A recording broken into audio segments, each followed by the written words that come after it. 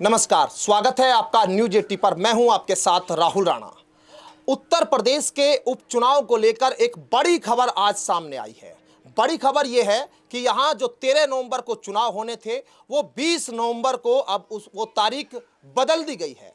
इस तारीख बदलने के बाद उत्तर प्रदेश के उपचुनाव पर क्या असर होने जा रहा है और किस तरह से इस मीरापुर चुनाव का विश्लेषण जो पत्रकार है, वरिष्ठ पत्रकार किस तरह से करते हुए दिखाई देते हैं।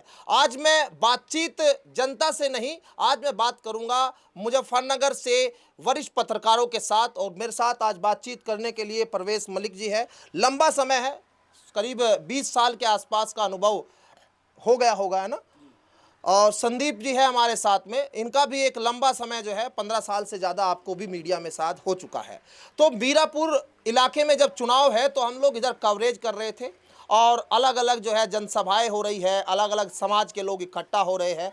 सबसे पहले तो मैं यहाँ यही समझूंगा आपसे परवेश भाई कि क्या इसका असर, जो तारीख बदली गई उसका क्या असर देखते हैं। देखिए राहुल जी, निश्चित रूप से जो ये तारीख जो बदली है 13 नवंबर की जगह चुनाव आयोग के द्वारा जो 20 नवंबर की गई है, निश्चित रूप से चुनाव पे इसका असर पड़ेगा और मत प्रतिशत बढ़ेगा, जिसको लेकर लगातार चुनाव आयोग भी कसरत करता है और तमाम अधिकारी कसरत करते हैं कि भाई किसी तरह मत प्रतिशत बढ़े। तो उसको लेकर ये मत प्रतिशत निश्चित रूप से इसका बढ़ेगा, क्योंकि जहाँ हम बैठे ये एक आस्था की नगरी है, धर्म नगरी है सुखतीर्थ, और गंगा घाट पर इस समय हम मौजूद हैं। तो सबसे बड़ी बात यह कि यहाँ पर गंगा स्नान मेला लगता है जो 14 नवंबर और 15 नवंबर को लगभग है। 10 नवंबर से तैयारियां शुरू होती। पिछले 6 महीने से जो आसपास के जो लोग हैं वो तैयारियां करते हैं और यहाँ पर ज़्यादातर झोटा बुग्गी और अन्य जो अपने वाहन हैं उनसे लोग आते हैं, परिवार भी आते हैं और जो युवा मंडली है अपनी टीम बना के वो यहाँ आती है और लगभग 3 से 4 दिन वो यहीं रहती है। यहीं खाना बनाना, इसे लगभग 4 दिन तक ये तंबुओं के शहर में तब्दील हो जाता है। तमाम यहाँ जो ये जगह है यहाँ तंबू लग जाते हैं। तो वे युवा, क्योंकि 13 नवंबर को अगर मतदान होता तो वे लोग यहाँ से वापस नहीं जा पाए थे, तो इस वजह से मतदान 100% प्रभावित होता और ये एक प्रत्याशी को विशेष रूप से इसका नुकसान था और बहुत बड़ा नुकसान था। इसको लेकर लगातार चिंतित थे लोग। अच्छा, राष्ट्रीय लोकदल के राष्ट्रीय अध्यक्ष से लेकर भारतीय जनता पार्टी के बड़े नेताओं द्वारा चुनाव आयोग को चिट्ठी लिखी गई और शायद उसी का ये परिणाम रहा है कि चुनाव आयोग ने पूरे उत्तर प्रदेश की जो 9 विधानसभा सीटों पर उपचुनाव होना है उनकी तिथि बदली है। जी, पहला रिएक्शन आपका क्या है संदीप भाई, इस तारीख जो बदली गई। तारीख बदलने से ये होगा, जो चुनाव अब 13 तारीख में होना था, जो 20 से 25 हज़ार लोग आसपास के गांव के लोग यहाँ पर मेले के रूप में यहाँ पे 5 दिन के लिए आ जाते थे, क्योंकि जो वहाँ पे जो मेले के रूप में यहाँ लोग आते थे वो कई महीने से पहले तैयारियां शुरू कर देते हैं यहाँ के आने के लिए, क्योंकि झोटा बुग्गी दौड़ हुई, अन्य ग्रामीण अंचलों के खेल हुए यहाँ पर जो होते हैं उनको लेकर आते हैं, जो कई महीनों से इसी उसमें लग जाते हैं। उसी को लेकर अब जो तारीख बदली है उससे ये होगा, जो 20 से 25 हज़ार लोग होंगे वो नहीं आएंगे, क्योंकि अगर वो यहाँ पर आते तो ज़्यादातर नुकसान गठबंधन प्रत्याशी यानी लोकदल प्रत्याशी को होता और फायदा अदर को होता। तो इसलिए ये देखने में मिल रहा है कि इस बार यहाँ पर जो लोग आएंगे वो अब खुशीपूर्वक आएंगे, क्योंकि पहले तो उन्हें ये था कि मतदान करना है, ये इसके लिए कैसे यहाँ पर आए, वो अब वे खुशीपूर्वक रहेंगे। पहले गंगा स्नान करेंगे, गंगा स्नान के बाद मतदान करेंगे। चलिए, मतदान प्रतिशत पर, वोट पर इसका असर देखेंगे। और मैं दरअसल जब यहाँ आया, क्योंकि मैं तो मुझे तो बचपन में मैं इधर आया था, मैं तो आप लोगों को बता भी रहा था, मुख्यमंत्री जी भी आए थे इसी घाट पर और इसका बड़ा हल्ला हुआ था, आरती भी करके गए। लेकिन देखिए आज भी गंदगी तो यही है, इसी मतलब ऐसे स्थिति जो हरिद्वार और वाराणसी काशी के घाटों पर देखते हैं वो क्योंकि अब मेला है तो मुझे लग रहा है कि अब ज़्यादा स्थिति साफ होनी चाहिए थी। गंगा के नाम पर वोट भी जो है मांगी जाती है, गंगा ने बुलाया है, ऐसे नारे भी चलते हैं। लेकिन ये सफाई आपको क्या लगती है कि साफ सफाई इसका लोगों को ये दिखाई देती है वोट पे कहीं इसका असर, या मतलब हम श्रद्धा की बात करें तो लोग कहीं ना कहीं इस चीज़ को लेकर कुछ प्रभाव लगता है, क्योंकि आप इस इलाके में रहते भी है। देख राहुल जी, लगातार मांग रही यहाँ पे, इसमें जो ये सोनाली नदी है और ज़्यादातर उत्तराखंड में जो कई बड़े कस्बे हैं, शहर है, उनका फैक्ट्रियों का भी पानी जो आता है कई बार इसमें छोड़ दिया जाता है। इसमें पिछले लंबे समय से प्रयास रहा कि गंगा जी की एक धार इसमें लाई जाए। उसको लेकर भी मुख्यमंत्री जो योगी आदित्यनाथ जी हैं उन्होंने प्रयास किया और उन्होंने इसमें एक ऐसा प्रयास सफल भी हुआ उनका। लेकिन वो जो धार आ रही है उसमें बहुत ही कम पानी है, बहुत ज़्यादा पानी नहीं आ पाता, तो इसलिए गंदा पानी, कई बार यहाँ पे मछलियाँ भी मर जाती है। लगातार जो यहाँ धार्मिक संगठन के जो लोग हैं वे शिकायत भी करते रहे हैं कि भाई ये यहाँ पे जहरीला पानी आ जाता है, मछलियाँ मर जाती है। तो ये गंदगी तो वास्तव में गंदगी है यहाँ पे, और लगातार सरकार के प्रयास भी रहे, मोदी जी के प्रयास रहे कि किसी गंगा या किसी भी नदी में कूड़ा ना बहा जाए, लेकिन उसके बाद भी तमाम तरह के जो है कूड़े इसमें बहाए जाते हैं। उसके बाद भी आस्था की डुबकी यहाँ लोग लगाते हैं। और डेवलपमेंट की बात अगर यहाँ की कर ले तो प्रयास बहुत, कई सरकारें इसमें प्रयास कर चुकी है।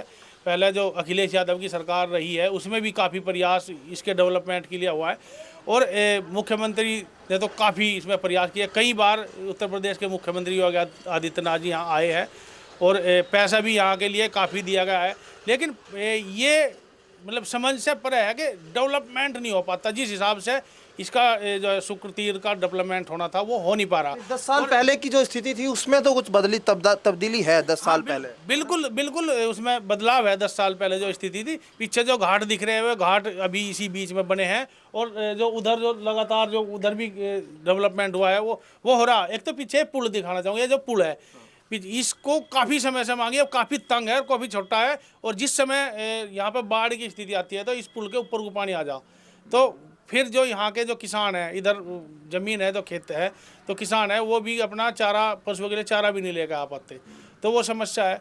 इसकी भी डिमांड है यहाँ पे पुल की। अच्छा, यहाँ पे जो कारगिल शहीद स्मारक वो बनाया गया है, और तमाम मतलब यहाँ पे आज तक प्रयास किए गए, लेकिन उस हिसाब से डेवलपमेंट यहाँ का हो नहीं पा रहा जिस हिसाब से होना चाहिए।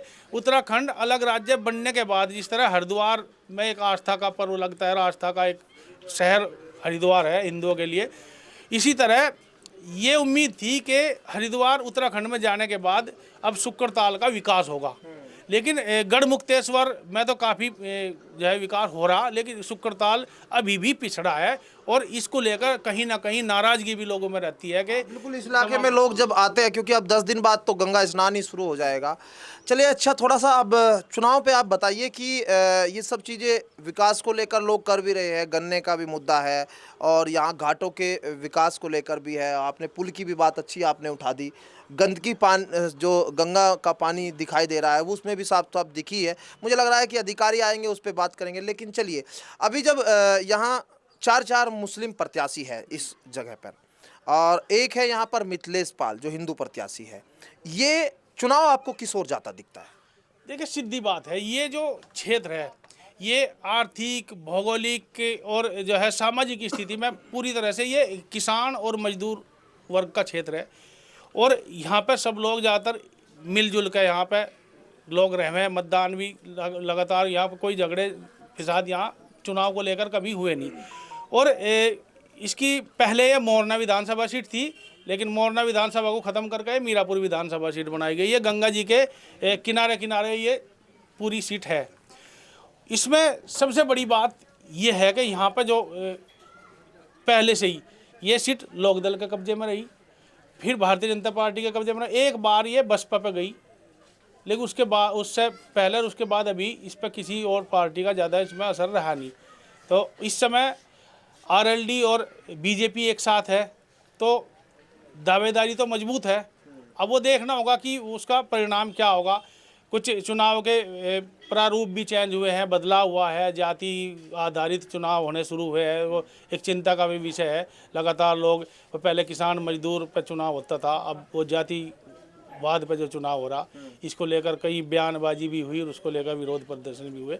लेकिन सबसे बड़ी बात यही है कि इस बार जो 4 प्रत्याशी मुस्लिम हैं और 1 प्रत्याशी जो मुख्य है, वैसे तो 12 प्रत्याशी यहाँ इस सीट पे हैं, मुख्य मिथिलेश पाल है जो बीजेपी और आरएलडी गठबंधन से प्रत्याशी है।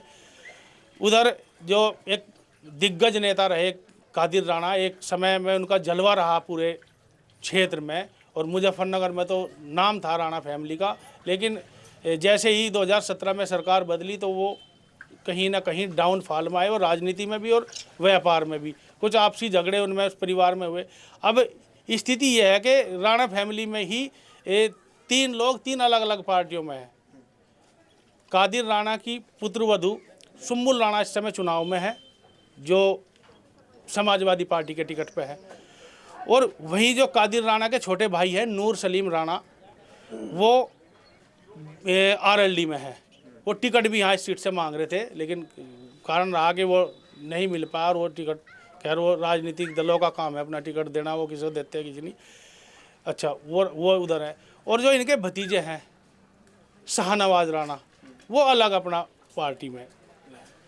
तो कहीं ना कहीं जब परिवार में बिखराव आता है नुकसान तो उठाना ही पड़ता है।